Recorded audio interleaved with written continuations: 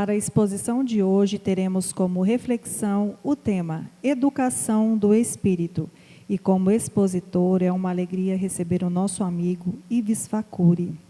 Ives é coordenador de grupo de estudo, estudioso da doutrina espírita, espírita desde a infância, incentivado aos estudos desde pequeno por sua mãe, tem se dedicado à divulgação da doutrina espírita em Divinópolis e região, experiente orador espírita.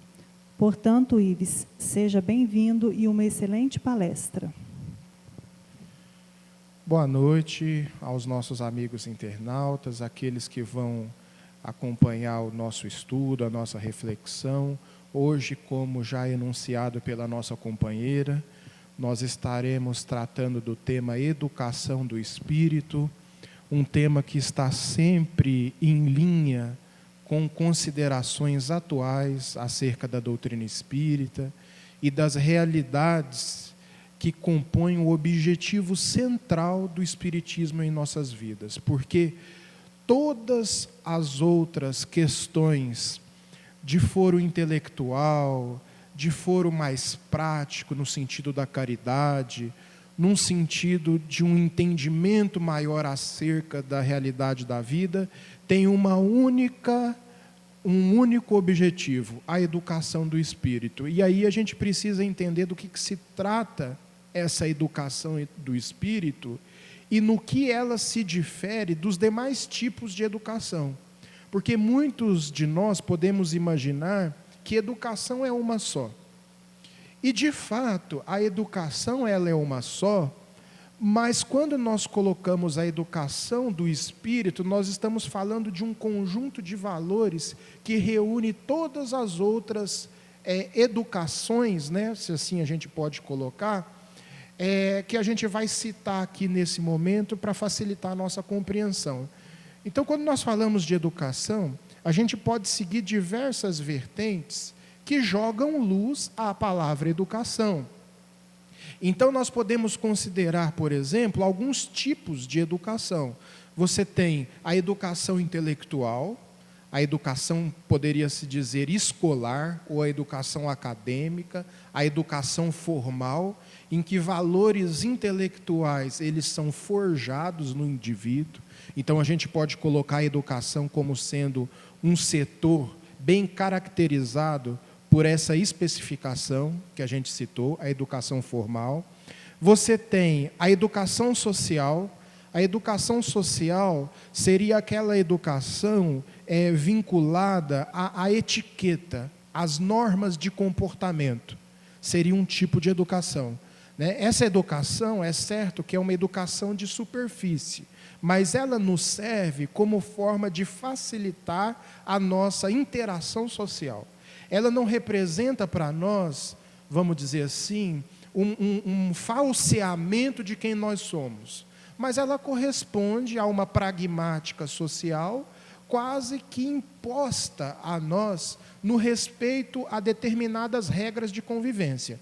Então, essa educação a gente denomina como sendo uma educação mais social, né? A nossa capacidade de sociabilidade, né? Então, você pega ali a forma com que você vai se comportar num momento solene, né? Como que você vai, de certa forma, se portar fisicamente em determinados ambientes. Então, tudo isso se trata de uma educação social. Existe uma outra educação um pouco mais complexa, que seria a educação emocional. Essa educação emocional, ela também pode ser uma educação de superfície ou não. Por quê? Porque a educação emocional, ela corresponde a, de certa forma, um controle dos nossos impulsos, seja eles quais forem. Então, por exemplo, até na forma que você vai dar risada, denota um pouco da sua educação emocional. A maneira com que você vai gerir as suas emoções, vai se caracterizar como uma espécie de educação emocional que você é ou não portador. Então, vejamos que você tem a educação formal, caracterizada pela elaboração do intelecto, das informações, dos conteúdos que nós vamos adquirindo ao longo das instituições ou por conta própria. A gente tem a educação, que ela é a educação social, que são as normas de comportamento social. E você tem a educação emocional, que é a gestão das suas emoções. E a educação do espírito? E a educação espiritual? Do que se trata a educação espiritual?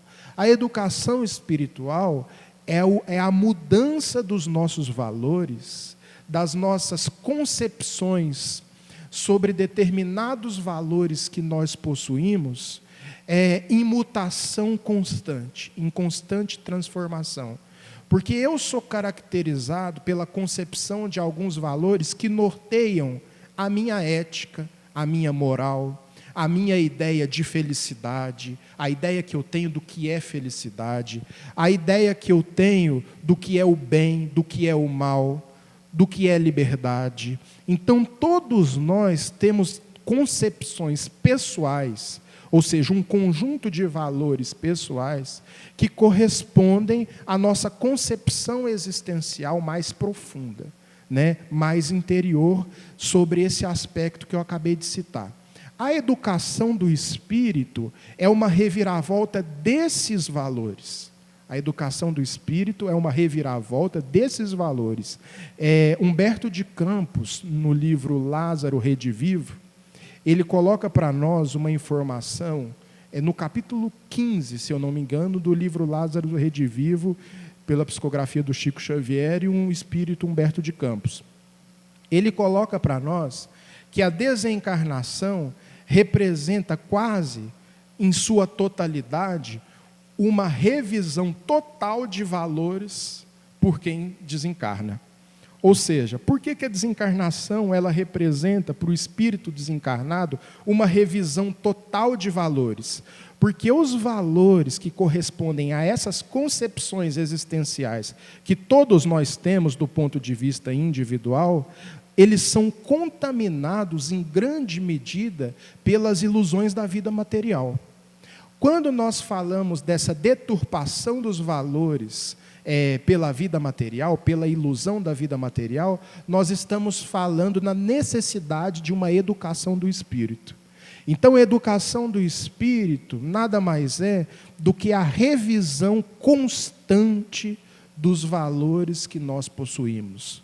Porque aquilo que a gente concebe como sendo o bem, como sendo o mal, como sendo a felicidade, como sendo a liberdade, tantos outros valores, podem não ser na realidade.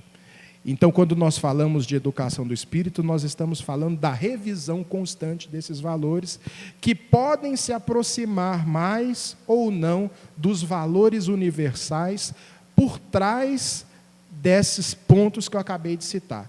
Então, exemplo prático disso.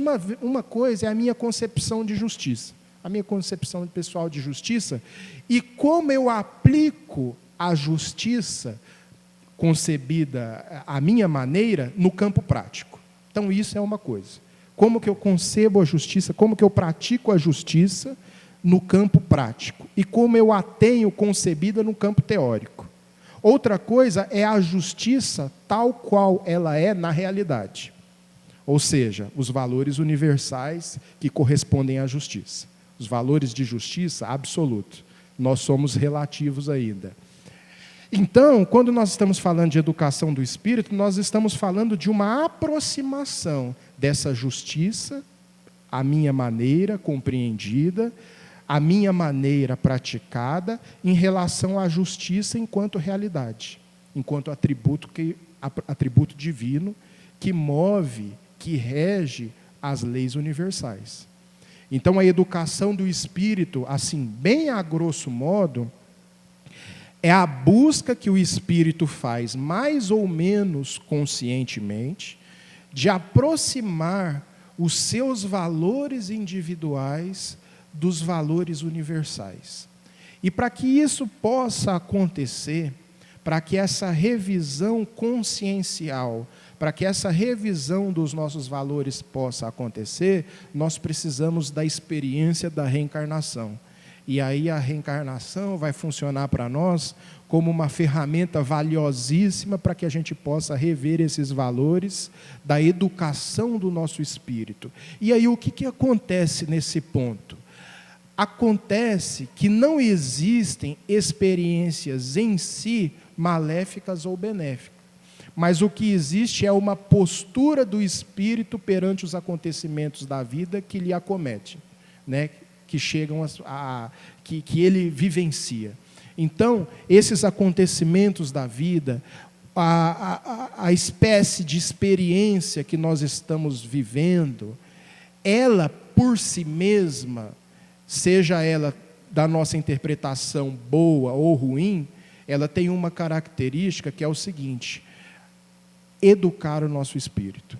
Então, educar o espírito, melhor dizendo. Então, quando nós vamos percebendo isso, independente das condições que a gente reencarna, nós vamos sabendo aproveitar melhor as nossas oportunidades, porque o nosso olhar perante a vida se renova. Então, essa é uma ideia muito interessante para nós, porque as experiências da vida, elas vão acontecer para nós a partir desse ponto, como uma espécie de cirurgia moral, que vai proporcionar para nós os determinados ajustes espirituais que tanto nós necessitamos.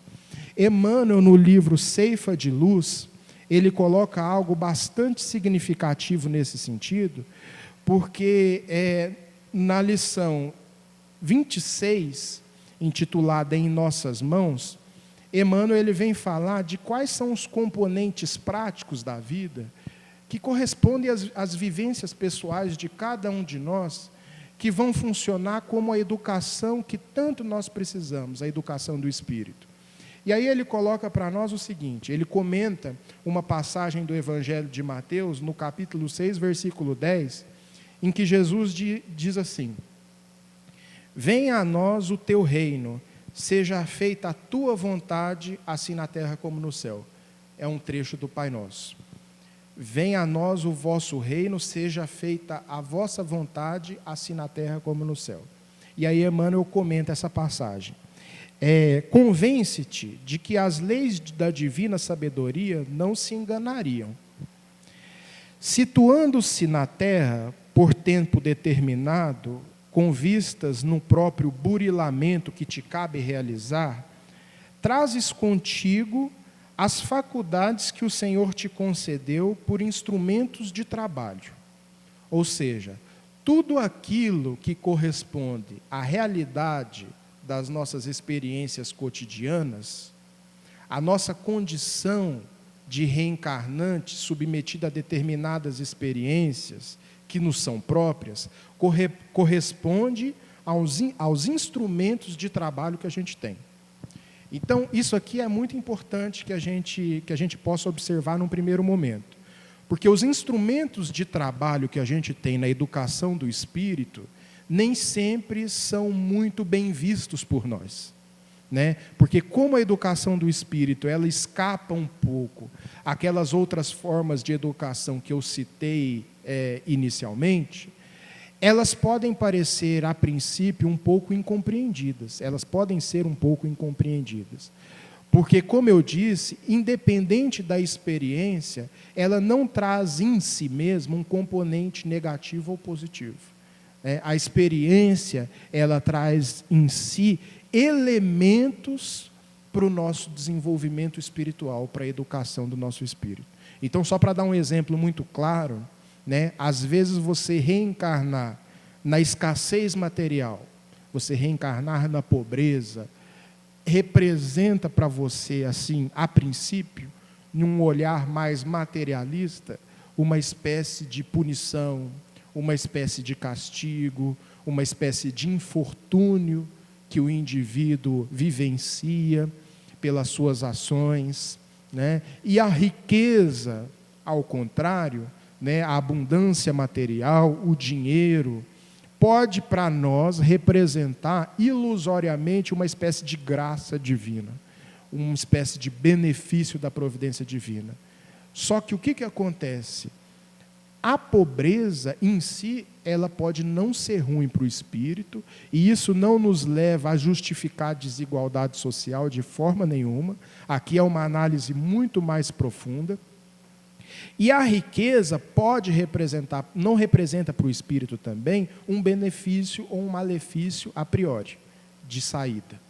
Então, o que acontece? O espírito, perante a experiência da escassez ou da abundância, é que ele vai poder extrair os elementos de educação para o espírito que compete a cada uma dessas experiências proporcionar.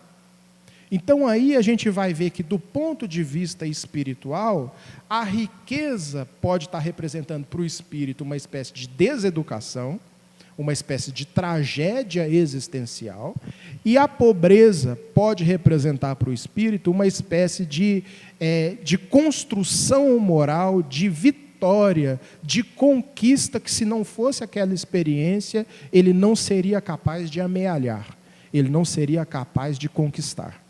Então, em si, de saída, a experiência da escassez e da abundância, ela não é ruim, porque o que ela tem por trás das experiências, vamos dizer assim, mais perceptíveis, das percepções mais imediatas que a gente pode observar, elementos de educação do espírito que cabe a ele, no uso do seu livre-arbítrio, aproveitar ou não. Então, é disso que a gente está falando. Então, independente da condição social que você reencarna, aquela condição, ela foi providencial para quê? Para a educação do espírito. É um instrumento de trabalho, como diz Emmanuel aqui na mensagem do livro Ceifa de Luz, é um instrumento de trabalho que você possui para se educar, enquanto espírito. Então, a gente falou da experiência do dinheiro, da matéria, a gente pode ter a experiência também da enfermidade, ou seja, muitas vezes a gente reencarna saudável, né? E aquela saúde e aquele recurso, né, que Deus nos dá, não é utilizado positivamente, porque a gente deteriora a nossa saúde através dos vícios, com o uso do nosso livre-arbítrio. E, às vezes, a experiência da enfermidade é altamente curadora para o espírito, enquanto reflexão que aquele tipo de experiência pode proporcionar. Então, quando a gente está falando que as experiências em si, elas não são boas e nem ruins, é nesse sentido de educação do espírito, de educação espiritual. Então, a realidade vivenciada por nós, muitas vezes não é percebida em toda a complexidade que ela comporta. O espiritismo é uma ferramenta para nos proporcionar um novo olhar perante essas realidades ignoradas por nós até então. Então, é uma oportunidade única essa que nós estamos tomando contato com a doutrina espírita, porque talvez, ao longo das nossas inúmeras reencarnações, seja o nosso primeiro contato com essas realidades mais profundas da vida. Então, esse primeiro contato, ele é altamente revolucionário na intimidade de cada um de nós, ou deveria ser, melhor dizendo, revolucionário na experiência de cada um de nós. Então, nós vamos dar prosseguimento aqui na fala de Emmanuel, que ele, magistralmente, ele continua dizendo, encontras-te no lugar certo em que habitas, a desempenhar os encargos próprios. Ou seja, o seu lugar de habitação é o lugar certo, ninguém está fora do lugar. Tens contigo as criaturas mais adequadas a te impulsionar nos caminhos à frente. As pessoas da nossa convivência, não é por acaso que elas estão convivendo conosco. Existe um propósito de educação do espírito perante aquelas convivências que fazem parte da nossa realidade pessoal. Então, nós temos reencarnado na família as pessoas que nós precisamos, não as pessoas que nós queremos. Por quê?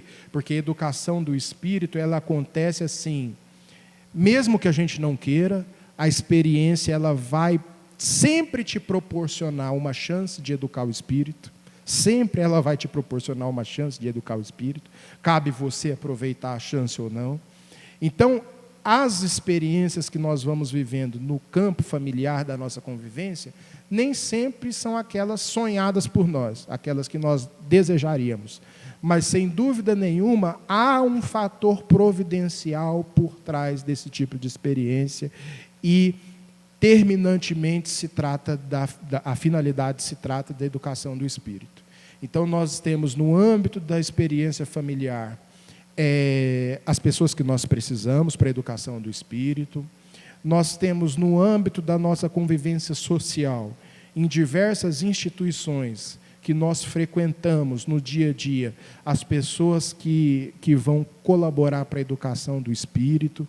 Nós encontramos, né, nos chamados acasos da vida, né, que não existe acaso, as pessoas que vão dar a sua contribuição para nós na educação do espírito. Por mais que essas pessoas venham e vão da nossa convivência, elas deixam uma marca que corresponde a algo que vai nos servir para a educação do espírito, porque às vezes existem pessoas que elas passam pela nossa existência, elas não ficam na nossa existência.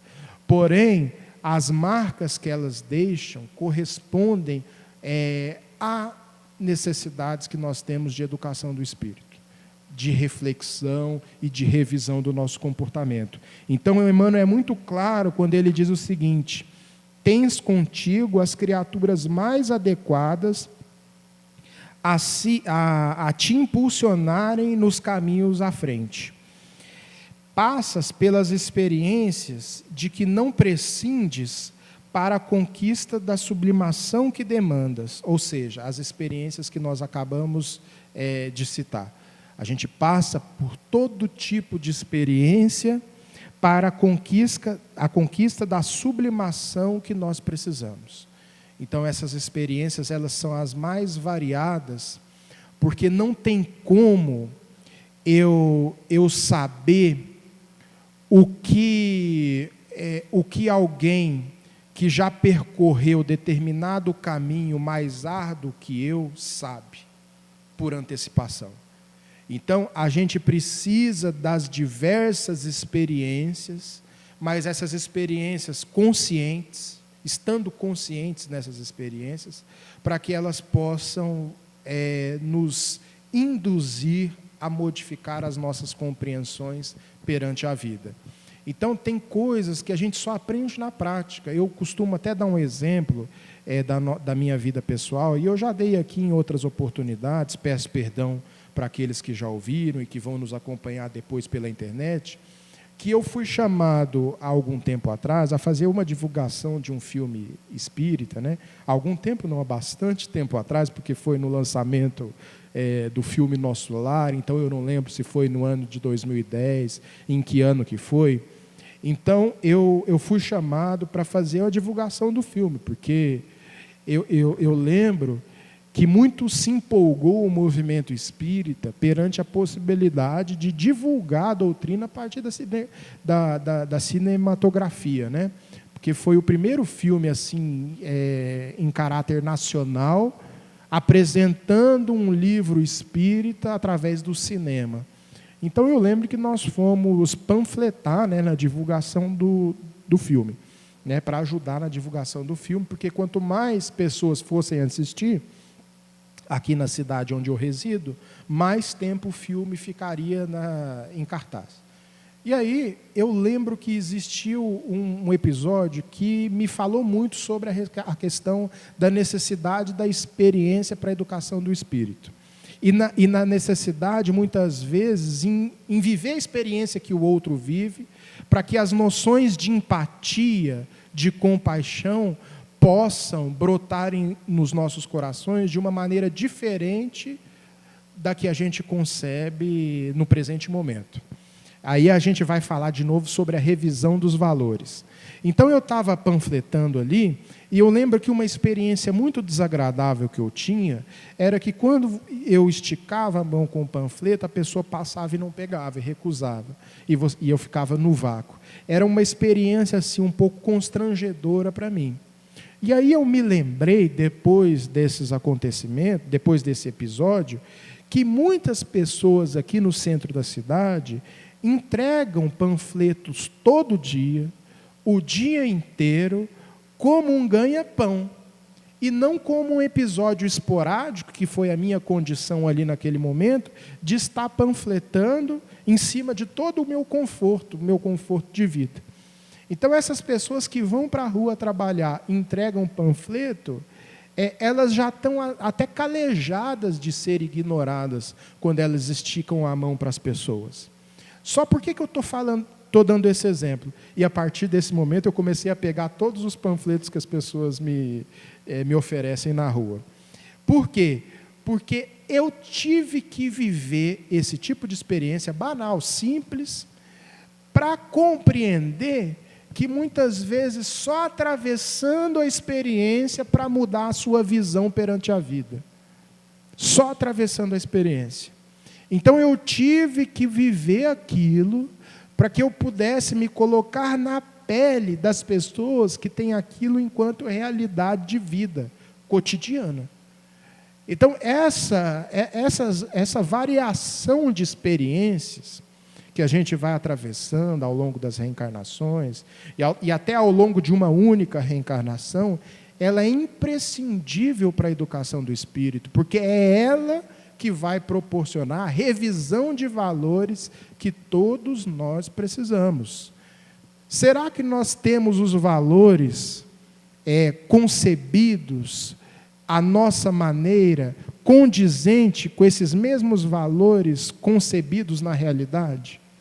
Né? Aqui vai uma provocação que a gente traz à tona novamente. Por que é preciso reencarnar? Para que a gente possa ajustar os nossos valores com os valores da providência divina, nos tornando pessoas cada vez mais conscientes. Então, se colocar no lugar do outro, ele é de fundamental importância, mas às vezes, para que eu possa aprender a me colocar no outro, eu vou ter que viver as mesmas experiências que o outro vive. E é por isso a importância da reencarnação. O Emmanuel, no livro 50 anos depois, ele coloca o seguinte, que a verdade, ela é mais facilmente compreendida por corações da mesma idade espiritual. Está lá no livro 50 anos depois. A verdade, ela é melhor compreendida, ou ela só pode ser tratada por corações da mesma idade espiritual. E por que ele diz isso? Porque a experiência que vai corresponder a essa idade espiritual a que Emmanuel se referia, ela é indispensável para que a compreensão de determinados valores mais universais seja possível. Então é por isso que nós temos uma longa trajetória de experiências inúmeras, diversas das nossas experiências atuais, que vão nos servir para esse processo de revisão profunda dos nossos valores e das nossas vivências pessoais. Então vamos continuar, só para que a gente possa encerrar a reflexão aqui com o parecer de Emmanuel. E aí ele continua assim: recebe os parentes e afeições de que mais necessitas para resgatar as dívidas do passado ou renovar-te os impulsos de elevação. Então aqui novamente a questão da família que Emmanuel coloca como sendo imprescindível para que a gente possa resgatar a dívida e renovar os nossos impulsos da evolução. Então aqui ele traça uma linha divisória de dois aspectos de possíveis benefícios que a família pode nos proporcionar: a quitação de débitos do passado e a renovação dos sentimentos. Então, geralmente, a quitação de débitos, na nossa experiência familiar, ela vem através da convivência com pessoas difíceis, de difícil trato. Ela vem com a questão da equação das animosidades existentes dentro de casa, das rivalidades, das perseguições, das agressões familiares entre os membros da família, né, resolvidas, né, ajustadas, equacionadas. Então, essas relações com as pessoas mais difíceis, que denotam a realidade de uma inimizade que vem do passado, corresponde à possibilidade de quitar a dívida. É o que Emmanuel coloca aqui. A gente fala isso assim, a grosso modo, para todo mundo entender. Então, aquela pessoa mais difícil que você tem, geralmente é a pessoa que você tem algum débito, né? E cabe ao mais consciente daquela relação tomar a iniciativa de estudar as possibilidades de equacionar aquele problema, a fim de que possa não retornar para o mundo espiritual com as mesmas pendências de que aqui chegou. Porque muitas vezes a reparação de uma pendência espiritual pode demorar 1, 2, 3 existências. Agora, em conformidade com a nossa vontade, a partir de um despertar da consciência, nós podemos antecipar isso e não deixar para amanhã aquilo que pode ser feito hoje. Então, as dívidas espirituais, elas acontecem a partir da convivência que nós temos com as pessoas difíceis. E a renovação dos impulsos de elevação, a renovação dos sentimentos, aquele aprendizado, muitas vezes necessário, como sendo uma forma de combustível para que a gente possa lidar com os desafios da vida, vem através das pessoas da nossa afinidade. Então, a família, ela compõe pessoas, espíritos, que vão conviver conosco, que têm a necessidade de reajuste com nós, né, a necessidade de nós quitarmos dívida com eles, ou eles quitarem dívidas com nós, mas a gente não tem que entrar nesse mérito, a gente precisa buscar resolver o problema. Quem deve quem não interessa, porque do ponto de vista das realidades espirituais, essa questão de vítima e algoz se perdem no emaranhado de possibilidades inúmeras, durante inúmeras existências também. Então, quem deve, quem não importa. O que importa é a resolução do problema, né? Através de atitudes, através de metas traçadas, de planos de ação que vão poder resolver aquela situação. E as pessoas da nossa afinidade, elas vão nos dar força para que isso aconteça. Vão ser aquele oásis no meio de um deserto que toda família também tem. Se não tiver na família consanguínea, tem na família espiritual, muitas vezes na pessoa de um amigo, de um conselheiro, né, de alguém da nossa convivência, que muitas das vezes vai fazer o papel que uma mãe não faz, que um pai não faz, de confortar o filho. Então, todos nós temos na nossa convivência, tanto aquelas pessoas que vão corresponder aos nossos resgates, às nossas dívidas, como aquelas que vão nos ajudar a renovar os sentimentos através das afinidades, através da compatibilidade de ideias, através dos incentivos que todos nós necessitamos, né? Então, aqui é muito interessante a gente explicar isso aqui para todos. E Emmanuel continua: vives na condição certa na qual te compete efetuar as melhores aquisições do espírito, ou seja, a nossa condição. Essa condição aqui pode ser interpretada de inúmeras formas, né? A condição material, a condição orgânica, a condição estética e assim por diante. A condição intelectual. Então, a condição que nós encontramos é a mais adequada para os reajustes que nós precisamos para as melhores aquisições do espírito. Às vezes, uma inteligência comprometida, ela nada mais é do que o melhor remédio para que o espírito possa evoluir. Aí muitos vão se perguntar, mas como assim uma inteligência comprometida? Às vezes, aquela inteligência que representou para o espírito um motivo de queda no passado, hoje vem eclipsada, hoje vem limitada, hoje vem bloqueada com a finalidade de que o sentimento que ficou muito defasado em função do avanço da inteligência possa se aproximar. Porque uma das grandes desditas que nós cometemos, e a importância da educação, não só a educação social, não só a educação intelectual e não só a educação emocional, nós educarmos o espírito. Porque conforme essas outras educações, como sendo a educação intelectual, a social e a emocional, vão avançando muito, né? A educação emocional, é importante a gente frisar, qual eu expliquei no início da palestra, né? Porque a educação emocional, ela se confunde muito com a educação espiritual. Então, o que acontece? Quando a intelectualidade ela avança muito à frente da moralidade do espírito, a gente sabe que há os comprometimentos espirituais. E aí, o que é preciso que a espiritualidade faça? Interrompe-se o avanço da inteligência através de algum problema mental, alguma debilidade orgânica que vai corresponder a uma limitação cerebral, né, a fim de que a inteligência possa não se manifestar plenamente, né, como em outro momento de lucidez. Então, esse momento de bloqueio vai representar para o espírito uma possibilidade de benefício no avanço da moral que ficou defasária em relação à intelectualidade. Então, independente da condição que a gente reencarna, a condição ela traz em si elementos para que a gente possa educar o espírito, mesmo que seja o bloqueio da inteligência.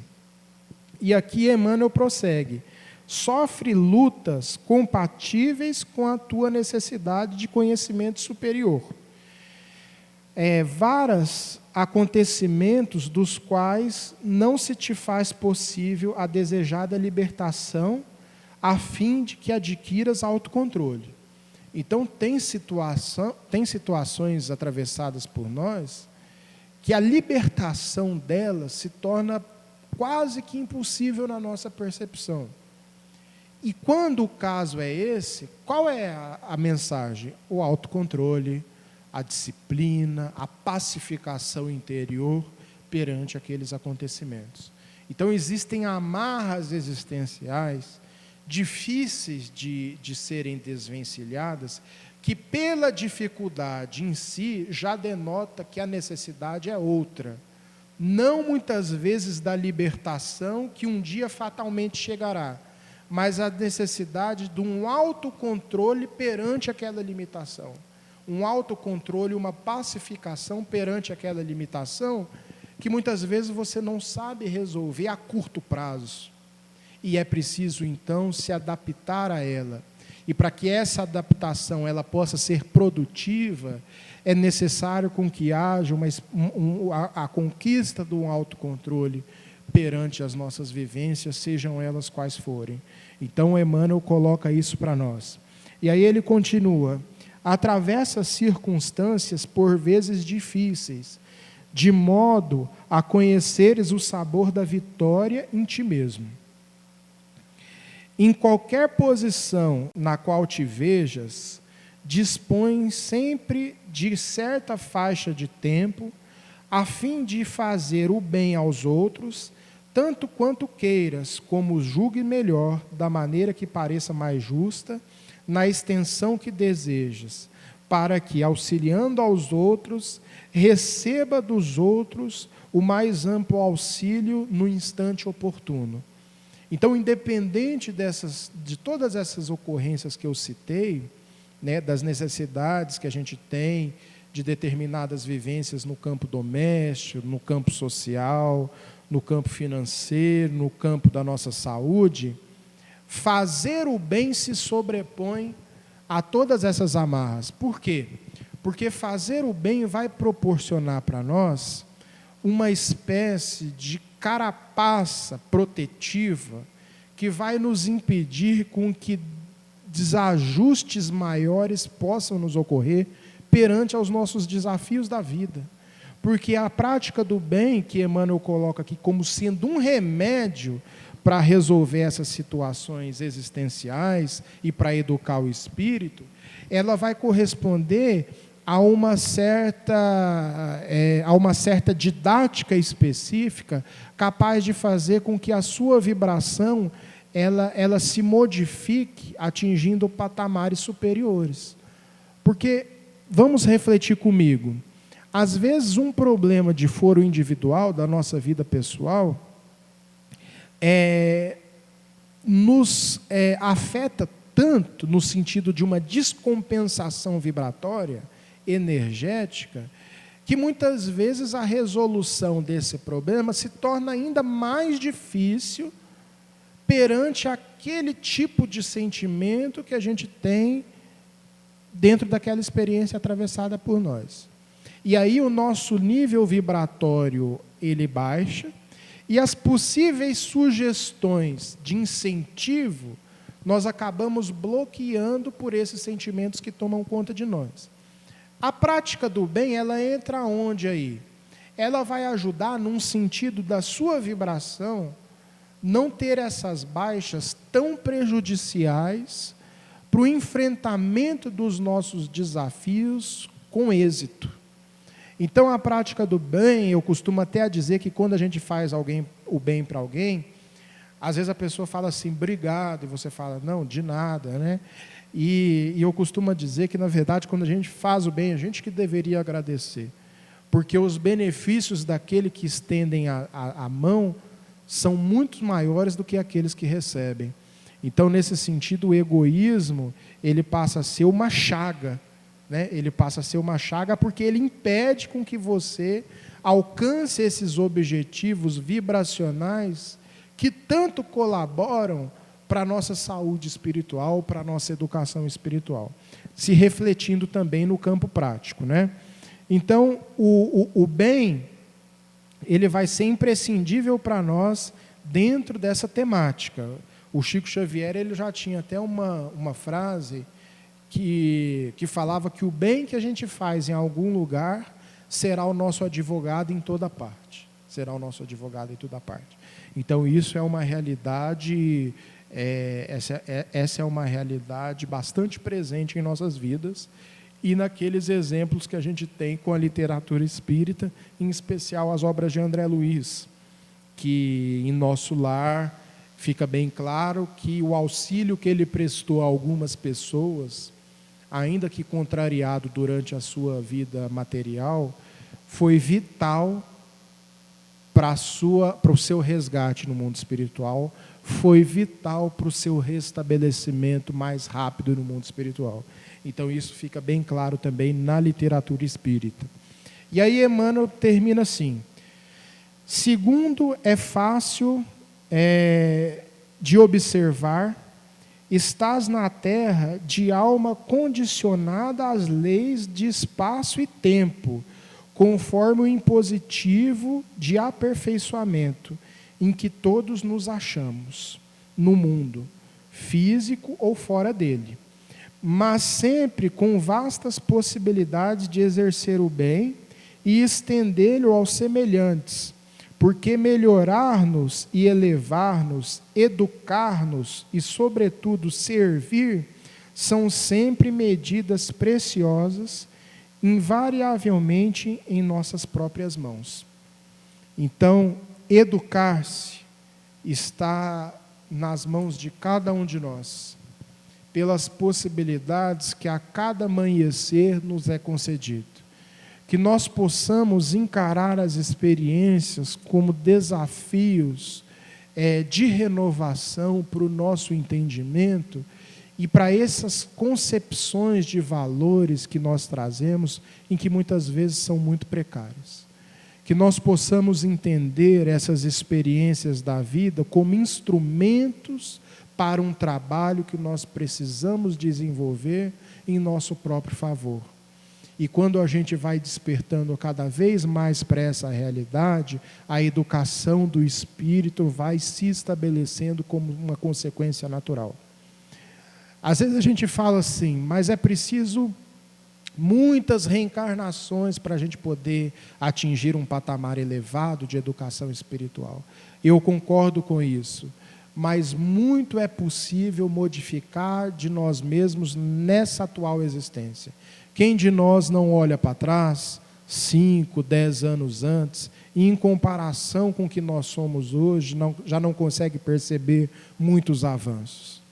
Então, a vida proporciona possibilidades renovadas de avanços espirituais que são imprescindíveis para a educação do espírito, que é a grande proposta do espiritismo para as nossas vidas.